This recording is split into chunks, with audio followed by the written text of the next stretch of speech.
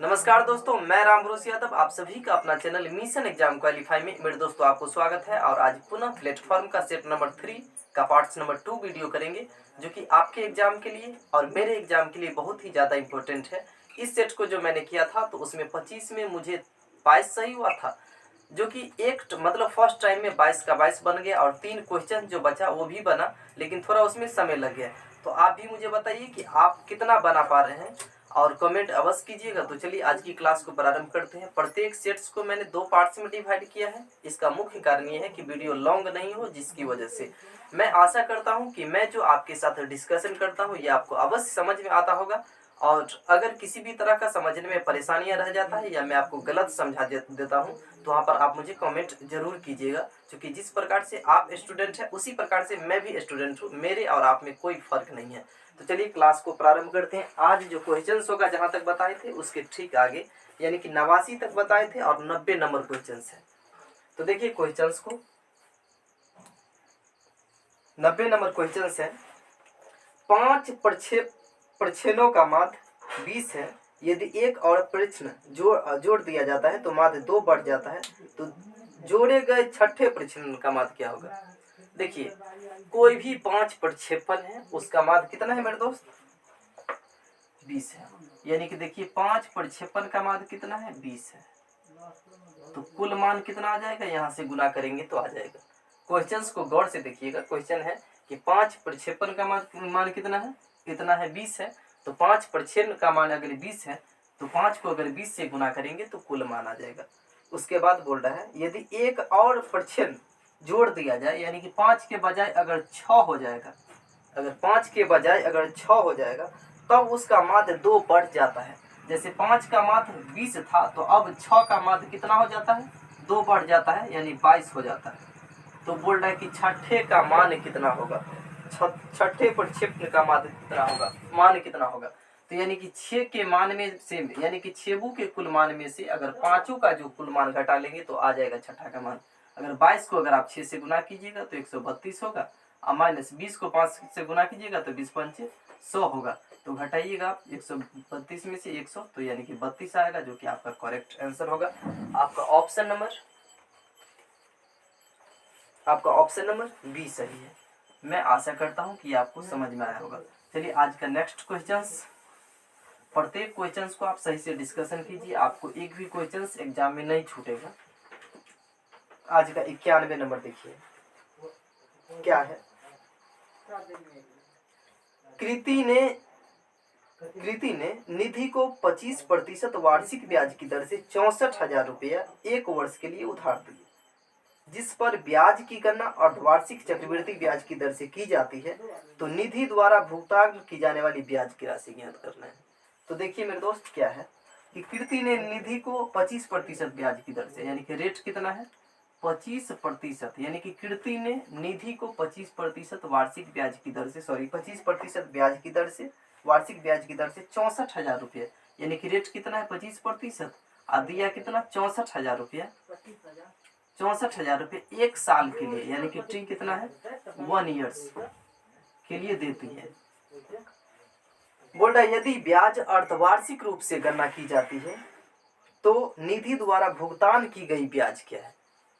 बोला है कृति ने निधि को 25% ब्याज की दर से, वार्षिक ब्याज की दर से 64,000 रुपया 1 साल के लिए दी, और 1 साल के बाद, यानी कि 1 साल के बाद निधि द्वारा जो भुगतान की जाएगी कृति को राशि, वो कितना की जाएगी, ब्याज मतलब कितना ब्याज भुगतान की जाएगी।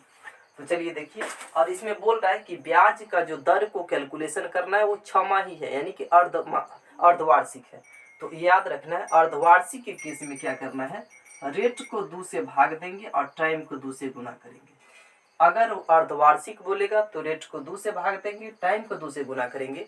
अगर तिमाही बोलेगा तो रेट को 4 से भाग देंगे, टाइम को 4 से गुना करेंगे। अगर क्या बोलते हैं 4 माही बोलेगा तो रेट को 3 से भाग देंगे और टाइम को 3 से गुना करेंगे। यहाँ पर अर्धवार्षिक बोला है, अर्धवार्षिक में रेट को क्या करना है 2 से भाग देना है, टाइम को 2 से गुना करना है। तो मेरे दोस्त अगर 25 को 2 से भाग दीजिएगा तो ये आएगा 12.5% आ जाएगा, और 1 ईयर्स को 2 से गुना कीजिएगा तो यहाँ पर आ जाएगा 2 ईयर्स, यहाँ पर लिख लीजिए। अर्धवार्षिक है इसलिए मैंने ऐसा किया। अब करना क्या है, 2 साल का केस है। अब 2 साल का चक्रवृद्धि ब्याज बोल रहा है कि निकालने के लिए कितना मतलब कृति को देना है, यानी कि हाँ निधि को मतलब निधि कितना रुपया कृति को देगा ये बोला है निकालने के लिए। तो चलिए करना क्या है आपको, 12.5% है तो 12.5% का आपको होल वैल्यू निकाल लेना है। 12.5% का अगर भिन्न में बदलिएगा तो आपको आएगा 1/8। मेरे दोस्त 12.5% का जो भिन्न में बदलिएगा तो 1/8 आएगा। और ब्याज जब ये मिलेगा इसका मतलब है कि कोई जो ब्याज पर पैसा लगाता है तो उसका ब्याज बढ़वे करता है, तो ऊपर जोड़ करके और नीचे जैसे का तैसे लिखेंगे। 12.5% को भिन्न में बदलिएगा तो 1/8 होगा। क्योंकि परसेंटेज हटाएंगे तो बटा में 100 होगा, काटेंगे तो 1/8 होगा। और ऊपर जोड़ करके नीचे ज्यों का त्यों इसलिए होता है क्योंकि ब्याज पर जो पैसा लगाया जाता है तो ब्याज बढ़ता है, इसीलिए ऊपर जोड़ कर नीचे ज्यों का त्यों। और क्या करना है मेरे दोस्त, जैसे अमाउंट निकालने के लिए, मिश्र धन निकालने के लिए ये जितना रुपया ब्याज पर दिया है, जितना रुपया ब्याज पर दिया है उस भिन्न को जै साल के लिए है उससे गुना कर देना। जैसे 64,000 है तो 9/8 आया है यानी कि होल वैल्यू, तो 9/8 से 2 बार गुना कर देना। अगर 3 साल के लिए होता तो 3 बार गुना करते भिन्न को, 4 साल के लिए होता तो 4 बार गुना करते, 5 साल के लिए होता तो 5 बार गुना करते। करना क्या है, परसेंटेज को भिन्न में बदलना है, ऊपर जोड़ करके नीचे जैसे का तैसे लिखना है। मूलधन से जै साल के लिए उतने बार गुना कर देना है। जैसे 2 साल के लिए है तो 9/8 से उस होल वैल्यू से 2 बार गुना कर देना है। इसको अब काटिए, 8 64 यानी कि 8,000 और फिर 8 का 8 और ये 8 1,000 8,000। अब इसको गुना कीजिएगा तो 9 में 81,000 हो जाएगा आपको। ये 81,000 क्या हो गया, यहाँ पर ये तो मिश्र धन हो गया, तो ब्याज क्या हो जाएगा CI, यानी कि इस 81,000 रुपया में से मिश्र धन में से मूलधन घटाएंगे। मूलधन कितना है, 64,000 है। अगर मिश्र धन में से मूलधन घटाएंगे तो जो कि कितना आएगा, तो 11 में से 4 गया तो यानी कि 17,000 आएगा। यानी कि 17,000 रुपया उस बेचारी को क्या करना पड़ेगा, मतलब ब्याज के रूप में भुगतान करना पड़ेगा। जो कि आपका ऑप्शन नंबर कौन सा है, ऑप्शन नंबर ए है। मैं उम्मीद करता हूं कि आपको समझ में आएगा। जब भी चक्रवृद्धि ब्याज का 6 माही, 3 माही, 4 माही वाला क्वेश्चन आएगा तो इसी प्रकार से आपको बनाना है।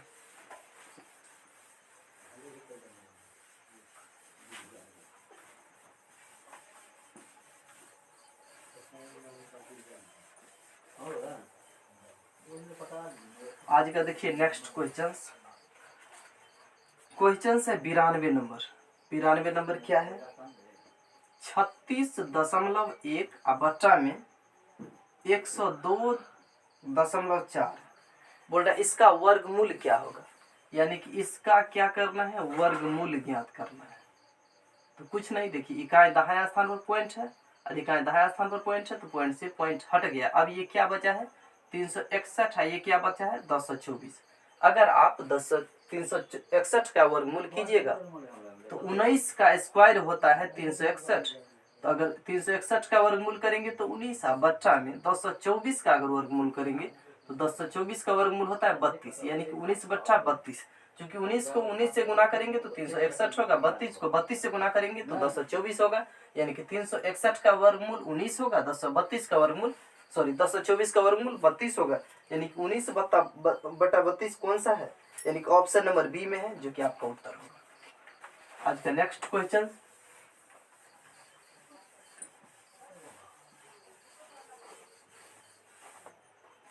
देखिए, उसके बाद क्या है 93। इसको थोड़ा गौर से देखिएगा। एक मिश्र धातु में 42% चांदी है। एक चीज बताइए, चांदी कितना परसेंटेज है, ये चांदी एक मिश्र धातु में कितना प्रतिशत है, 42% है। ये कोई मिश्र धातु है उसमें 42% क्या है, चांदी है। इसका मतलब अन्य धातु कितना प्रतिशत होगा, अन्य धातु कितना प्रतिशत होगा। तो अगर मिश्र धातु में 42% अगर चांदी है तो अन्य धातु कितना प्रतिशत होगा, कॉन्फर्म है 58% होगा। चूंकि 100% में अगर 42% चांदी है तो इसका मतलब है कि अन्य धातु कितना प्रतिशत होगा, 58% होगा। उसके बाद देखिए, यदि मिश्र धातु में 147 ग्राम चांदी थी, अगर बोल रहा है कि चांदी कितना है, यानी कि 147 ग्राम चांदी है, यदि मिश्र धातु में कितना चांदी है, 147 ग्राम चांदी है, तो दूसरे तत्व की मात्रा कितनी थी।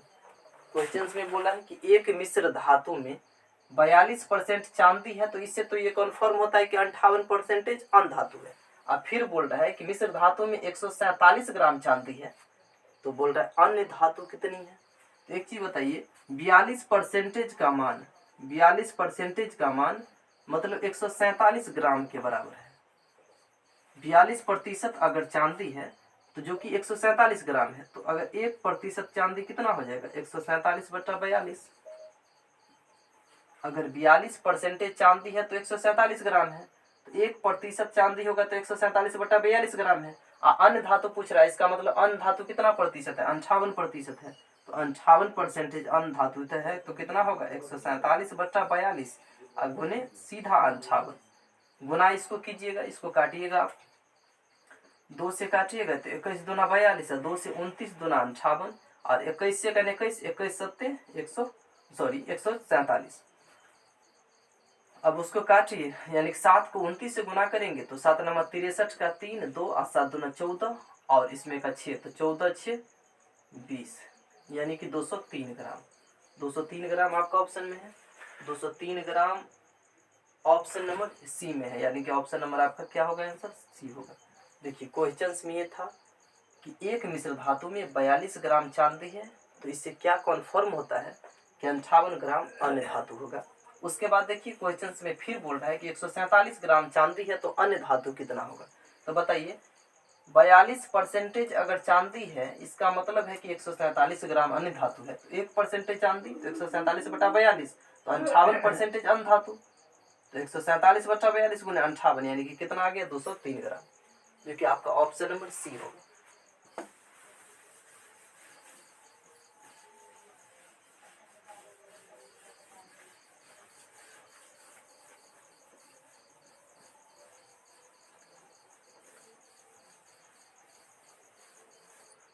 उसके बाद देखिए अगला क्वेश्चन बोल रहा है कि क्रय मूल्य पर कितने प्रतिशत लाभ होगा यदि विक्रय मूल्य पर 20% लाभ है। अच्छा एक चीज बताइए, अगला है 94 नंबर, यानी कि क्रय मूल्य पर कितना परसेंटेज लाभ होगा यदि विक्रय मूल्य पर 20% लाभ होता है। सपोज डेट, मानिए मेरे दोस्त, विक्रय मूल्य यानी 100 है, विक्रय मूल्य अगर 100 रुपया है तो लाभ कितना हो रहा है। तो बोल रहा है विक्रय मूल्य पर 20%, तो लाभ कितना हो रहा है 20 रुपया। गौर से सोचिए, बोल रहा है विक्रय मूल्य पर 20% लाभ, तो मैंने माना विक्रय मूल्य 100 रुपया, तो लाभ कितना हो रहा है 20 रुपया। तो इसका मतलब क्या बनता है कि क्रय मूल्य कितना हुआ, अगर विक्रय मूल्य 100 रुपया और लाभ 20 रुपया, तो क्रय मूल्य कितना रुपया 80 रुपया। तो बोल रहा है कि क्रय मूल्य पर कितना लाभ होगा, तो क्रय मूल्य पर कितना लाभ होगा, तो क्रय मूल्य पर लाभ बराबर तो लाभ कितना हो रहा है 80, लाभ कितना हो रहा है 20, और निकालना किस पर है क्रय मूल्य पर, तो बच्चा में क्रय मूल्य अगुण 100। वहां पर तो विक्रय मूल्य पर लाभ निकालना था, तो मैंने माना विक्रय मूल्य 100, तो लाभ 20%, इसका मतलब बनता है कि क्रय मूल्य कितना हो गया 80 रुपया। तो क्रय मूल्य पर लाभ कितना होगा, तो लाभ परसेंटेज होता है लाभ गुने 100 बट्टा क्रय मूल्य, तो लाभ कितना हो रहा है 20 गुने 100 बट्टा क्रय मूल्य कितना है 80, तो 80 काटिएगा 20 चौक 80, काटिएगा 100 को 4 से तो 25, यानी कि 25% आपका आंसर होगा। यानी कि क्रय मूल्य पर कितना परसेंटेज लाभ 25%, जो कि बहुत आसान था, ऑप्शन नंबर बी। 94 के बाद 95 नंबर फिर वही सवाल है जिसको हम लास्ट में बनाएंगे। उसके बाद देखिए अगला क्वेश्चन 96 नंबर, उससे पहले बताते हैं।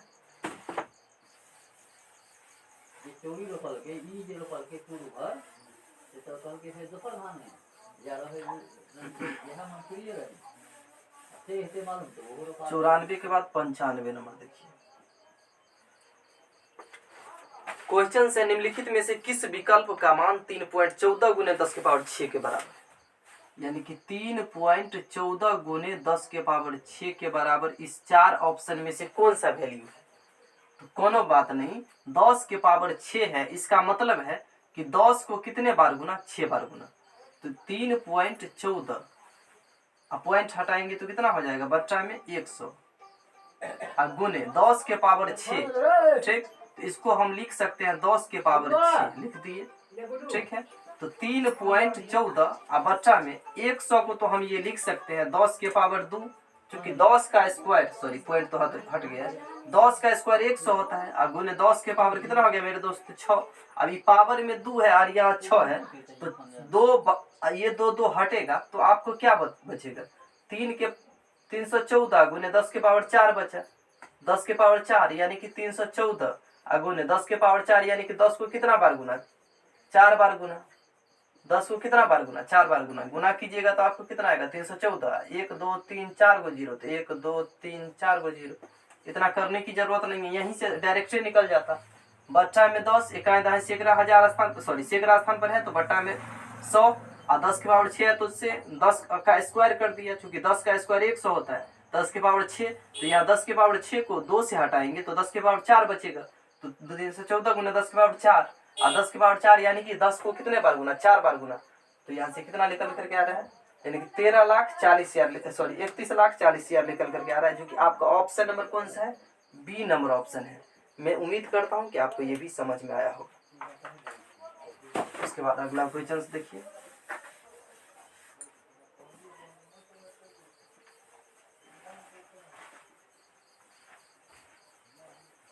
पंचानवे के बाद देखिए 96 नंबर,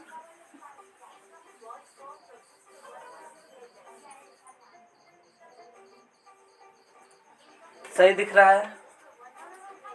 96 नंबर देखिए, विनोद ने अपने घर से कार्यालय तक की यात्रा 20 किमी प्रति घंटा की चाल से और 5 किमी प्रति घंटा की चाल से वापस आया, उसे पूरी यात्रा में 4 घंटा लगा, तो उसके घर से कार्यालय के बीच की दूरी क्या है। क्वेश्चन को थोड़ा ठीक से समझिएगा। विनोद ने अपने घर से कार्यालय तक की यात्रा 20 किमी घंटा की चाल से, मतलब घर से कार्यालय कितने स्पीड से गया, 20 के स्पीड से गया, तथा और 5 किमी घंटा की चाल से वापस आया, मतलब 20 की चाल से गया और 5 की चाल से आया, और इस पूरी दूरी को तय करने में कितना समय लगा, उसको 4 घंटा लगा। तो उसके घर और कार्यालय के बीच की दूरी क्या है, तो देखिए उसके घर और कार्यालय के बीच की दूरी को मान लीजिए डी, और गया कितने स्पीड से, तो 20 के स्पीड से, तो समय बराबर क्या होता है, दूरी बटा चाल होता है, तो दूरी और बटा चाल यानी कि समय आ गया पहला, और प्लस दूरी और बटा चाल, किस स्पीड से गया, 5, कितना स्पीड से गया है, 5 के स्पीड से गया है। पहला गया किस स्पीड से, 20 के स्पीड से, तो दूरी बटा चाल, तो समय आ गया, और फिर गया कितना, आया कितना स्पीड से, 5 के स्पीड से, तो दूरी बटा चाल, और इसी दूरी को यानी कि जाने और आने में कितना समय लगा, यहाँ से भी समय बराबर दूरी बटा चाल, यहाँ से भी समय बराबर दूरी बटा चाल, तो जाने और आने में कितना समय लग रहा है, 4 घंटा लग रहा है। यहाँ पर आप कीजिए भिन्न जोड़, 20 और 5 को एलसीएम लेंगे तो 20 है, 20 का 20, तो डी का डी प्लस 5 का 20, तो ये 4d और बराबर में ये 4d और डी कितना हो गया, 5d हो गया, बटा में 20 और बराबर में ये 4 5 का 5 5 का 20, और इसके बटा में कुछ नहीं तो 1 क्रॉस गुना कीजिए, डी को 1 से करेंगे तो डी है बराबर, 4 को 4 से करेंगे तो 16, यानी कि इसका मतलब है कि उसके घर और कार्यालय के बीच की दूरी कितना है, 16 किमी है, जो कि आपका ऑप्शन नंबर सी है।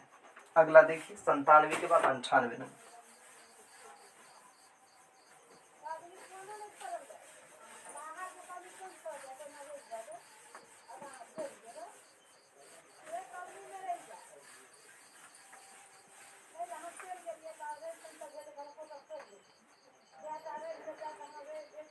संतानवे के बाद 98 नंबर देखिए, 25% सांद्रता वाले 36 लीटर संतरे के रस में 80% सांद्रता वाले संतरे के कितनी मात्रा को मिलाई जानी चाहिए ताकि प्राप्त मिश्रण में सांद्रता 60% हो जाए। तो देखिए जब भी सवाल में दो गुण बताएंगे और उसमें से एक कॉमन गुण बताएंगे तो उसे एलिगेशन मेथड से बनाएंगे।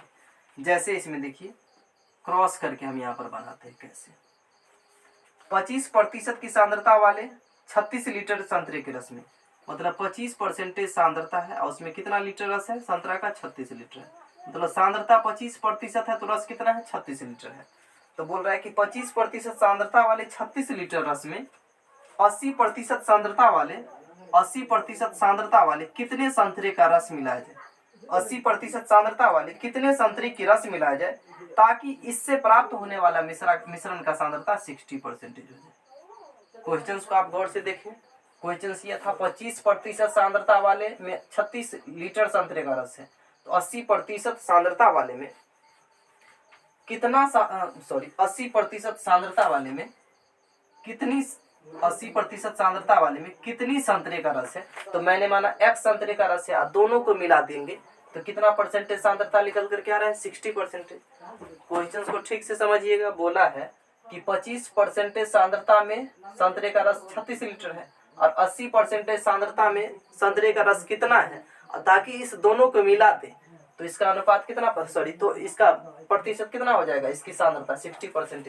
अब यहाँ से देखिए क्रॉस बनाइए इसको, 80 में से 60 घटाएंगे तो 20%, और यहाँ पर 60 में से 25 घटाएंगे तो ये कितना हो जाएगा 35%। और अनुपात दे दीजिए, यहाँ पर परसेंटेज से परसेंटेज हट गया, 5 का 20 और 5 सत्ते 35। यहाँ पर देखिए अनुपात देखिए, तो बोले अनुपात में 4 है तो संतरा कितना लीटर था, 4 लीटर। अगर अनुपात में 4 है तो कितना लीटर था, 4 × 36।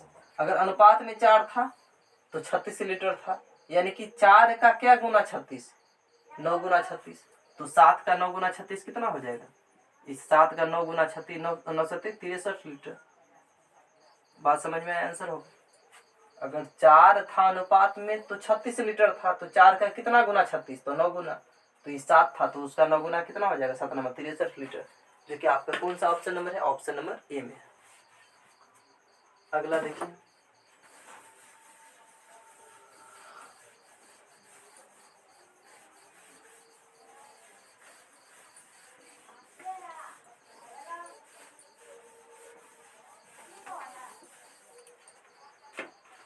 अगला है बड़ी ही लाजवाब क्वेश्चन है। एक किसान के घर में मुर्गी और बकरियां हैं, उसके सिरों की कुल संख्या 42 है। मतलब हेड की कुल संख्या कितनी है, मुर्गी और बकरी के हेड मिलाकर के कुल संख्या कितनी है, 42 है। ठीक, 99 नंबर है। एक किसान के घर में मुर्गी और बकरी है और उसके सिरों की कुल संख्या 42 है, यानी कि मुर्गी और बकरी का जो सिर है मतलब हेड है उसकी कुल संख्या 42 है, और पैरों की कुल संख्या कितनी है, 138 है। मतलब लेग की कुल संख्या कितनी है, 138 है। याद रखिएगा, क्वेश्चन ये है कि एक किसान के घर में मुर्गी और बकरी है और उसके सिरों की कुल संख्या 42 है और उसके पैरों की कुल संख्या कितनी है, लेग की कुल संख्या कितनी है, 138 है। तो मुर्गियों की संख्या ज्ञात करें। तो देखिए इस तरह का 2 क्वेश्चंस पूछता है, कभी बोलेगा मुर्गी की संख्या, कभी बोलेगा बकरी की संख्या। तो ये याद रखना है कि किस पैर वाला के बारे में बात कर रहा है, 2 पैर वाला का पूछ रहा है कि 4 पैर वाला का पूछ रहा है। अगर 2 पैर वाला का पूछेगा, यार जैसे यहाँ पर मुर्गी की संख्या, तो मुर्गी की संख्या अगर पूछ रहा है, संख्या यानी कि मुर्गी की संख्या, मुर्गी का क्या गो पैर, 2 गो पैर, तो इसका फॉर्मूला याद रखना है, leg minus head, leg minus head गुने 4/2। अगर 2 पैर वाला के बारे में बात करेगा तो लेग माइनस हेड गुने 4/2। अगर इसी में बोलता है बकरी की कुल संख्या तो लेग माइनस हेड गुने 2/2 करते। जैसे यहाँ पर है 2 पैर वाला का तो लेग माइनस हेड गुने 4/2, बट्टा में से में रहेगा। लेकिन अगर 4 पैर वाला का बोलता तो लेग माइनस हेड गुने 2/2 होता। तो यहाँ पर देखिए लेग कितना है, 138 है, और माइनस हेड कितना है, 42 है, गुने 4 के जगह 4 और बट्टा में 2 घटाइए आप, 138 और माइनस 42 को 4 से गुना करेंगे, 4 दूना 8, 4 चौका 16, बट्टा में ये 2, और यहाँ पर 138 है, 168 में से 138 घटाएंगे तो कितना आएगा, 30। लेकिन माइनस को कंसीडर नहीं करना है, यहाँ पर माइनस आएगा उससे को कंसीडर नहीं करना है, बट्टा में 2 काटिएगा, यहाँ पर 15, यानी कि बोल रहा है मुर्गी की कुल संख्या कितना है, तो मुर्गी की कुल संख्या कितना है, 15 है, जो कि आपका ऑप्शन नंबर बी में है। मैं उम्मीद करता हूँ कि आपको समझ में आया होगा। अगर इसी में पूछता बकरी की कुल संख्या तो यहाँ पर लेग माइनस हेड गुने 2/2 करते, लेकिन यहाँ पर मुर्गी का 2 पैर वाला पूछा है तो 2 पैर वाला के लिए ये फॉर्मूला लगाएंगे।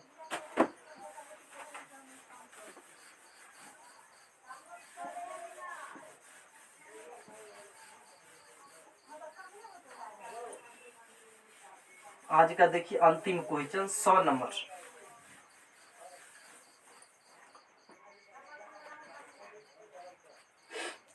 देखिए, वर्तमान में अनु और डिम्पी के उम्र का अनुपात 5:8 है। मतलब अनु ए से अनु ANU अनु, और डिम्पी DIMPI, डिम्पी की उम्र का अनुपात कितना है 5:8 है।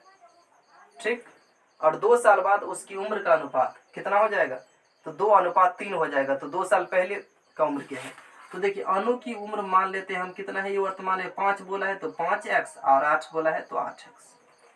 क्वेश्चंस में बोला है अनु और डिम्पी की उम्र का अनुपात 5:8 है, तो 5 है अनुपात में, तो उसको संख्या में मैंने मान लिया x, तो यानी कि अनुपात में 5 है तो 5x, और डिम्पी की 8 है तो 8x। ठीक, तो देखिए दोनों का उम्र कितना हो गया, एगो का 5x हो गया और एगो का कितना हो गया 8x हो गया। बोला है कि 2 साल बाद, यानी कि अनु का उम्र मान लीजिए 5x है, तो 2 साल के बाद तो 2 साल इसका उम्र बढ़ जाएगा, और डिम्पी का उम्र 8x है, तो 2 साल बाद 2 साल के बाद तो इसका उम्र 2 साल बढ़ जाएगा, और तब बोल रहा है इसका अनुपात कितना हो जाएगा 2/3, यानी कि 2:3 यानी 2/3। क्वेश्चन ये था अनु और डिम्पी के उम्र का अनुपात 5:8 है, तो मैंने माना 5 है तो 5x है, और 8 है तो 8x है, चूंकि वो अनुपात में था तो संख्या में मान ली। तो बोल रहा है कि 2 साल बाद, तो 5x प्लस 2 साल बाद तो 2 साल जोड़ेंगे, और ये 8x है तो 2 साल बाद तो 2 साल जोड़ेंगे, तो ये कितना हो जाता है 2/3। अब उसको क्रॉस गुना कीजिए, तो 5x प्लस 2 को अगर 3 से गुना करेंगे तो 5 3 15x, और प्लस में 6 बराबर 8 दूना 16x, और प्लस में 4, 16x इधर प्लस में इधर आएगा तो माइनस में, तो x बराबर ये 6 प्लस उधर प्लस माइनस होगा तो 2, यानी कि x का मान यहाँ से कितना निकल करके आ गया 2 आ गया। अब यहाँ पर बताइए इस अनु का उम्र कितना आ रहा है, यहाँ पर 5 है तो x का मान 2 है, तो 5 दूना 10, और डिम्पी का 8 है तो ये कितना आ जाएगा 8 दूना 16। इसका मतलब है कि अनु की उम्र वर्तमान में कितना है 10 है, और डिम्पी की कितना है 16 है। पूछ रहा है 2 साल पहले उसकी उम्र का अनुपात क्या था, 2 साल पहले। तो बताइए अगर अनु की उम्र अभी वर्तमान समय में 10 साल है, और डिम्पी की उम्र अगर वर्तमान समय में 16 साल है, तो 10 साल पहले कितना था अनुपात, तो अगर 10 साल अगर वर्तमान में है तो 2 साल पहले कितना हुआ होगा 8 साल हुआ होगा अनुपात, और डिम्पी का कितना हुआ होगा, सॉरी अनु का अगर वर्तमान में 10 साल है तो 2 साल पहले उम्र कितना हुआ होगा 8 साल, और डिम्पी का अगर उम्र DIMPI, डिम्पी का उम्र अगर 16 साल है तो 2 साल पहले कितना हुआ होगा 14 साल। अनु का उम्र अगर 10 साल है तो 2 साल पहले 8 साल, और डिम्पी का उम्र अगर 16 साल है तो 2 साल पहले कितना होगा 14 साल। अब पूछ रहा है इसका अनुपात क्या होगा, तो 2 चौका 8, 2 सत्ते 14, यही है। नहीं, इसकी उम्र का अनुपात नहीं, 2 साल पहले डिम्पी का उम्र क्या थी, तो 2 साल पहले की डिम्पी का उम्र कितना थी, तो ये तो डायरेक्ट है, डिम्पी का उम्र 14 साल है, 16 साल है, तो 2 साल पहले कितना होगा 14 साल आंसर। यानी कि आपका ऑप्शन नंबर कौन सा हो जाएगा, ऑप्शन नंबर बी सही होगा। मैं उम्मीद करता हूँ मेरे दोस्त जितना मैंने अभी बताया ये आपको पूरे का पूरे समझ में आया होगा। अगर आपको अच्छा लगा है तो चैनल को आप अवश्य सब्सक्राइब कर लीजिए, दोस्तों में जितना ज़्यादा से ज़्यादा हो सके शेयर कीजिए। जिस प्रकार आप भी तैयारी करते हैं मैं भी तैयारी करता हूं। अगर आपको लगता है कहीं पर मैंने गलत समझाया है तो आप मुझे कमेंट करके आप अवश्य मुझे बताइएगा। तो चलिए आज की क्लास को एंड करते हैं। मैंने सोचा है कि जिस प्रकार मैंने मैथ का स्टार्ट किया है उसी प्रकार रीजनिंग का भी स्टार्ट किया जाए, और उसको भी प्रत्येक सेट को एक वीडियो में करना असंभव नहीं हो पाएगा, तो प्रत्येक सेट को 2-2 पार्ट्स में करके ख़त्म करेंगे। और जब तक एग्जाम होगा तब तक मैं उम्मीद करता हूं कि 4 से 5 वॉल्यूम खत्म हो जाएगा, और 4 से 5 वॉल्यूम खत्म हो जाएगा तो एग्जाम में एक भी ऐसा क्वेश्चन नहीं रहेगा, एक भी ऐसा क्वेश्चन नहीं रहेगा जो 75 नंबर का पूछेगा तो छूटेगा। तो चलिए आज की क्लास को एंड करते हैं। मैं उम्मीद करता हूँ कि आपको समझ में आया होगा। Thank you.